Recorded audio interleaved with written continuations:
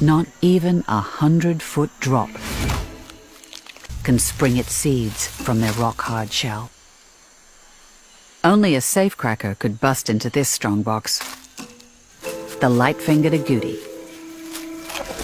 This toothy rodent is the only creature with the right tools to jimmy open the case.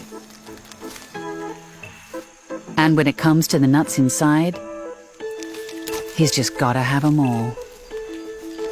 If there's any leftovers, he stashes them in little caches throughout the forest, so he can enjoy them later. But this forest filcher has so many hidden away, he can't possibly remember where they all are. And it's his lost seeds that the Brazil nut has been counting on.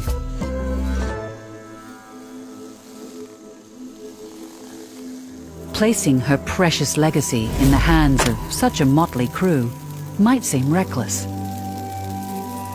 But that's the wonder of nature's network. These fantastical collaborations really do work. And they're so reliable that every single Brazil nut is created in this extraordinary way.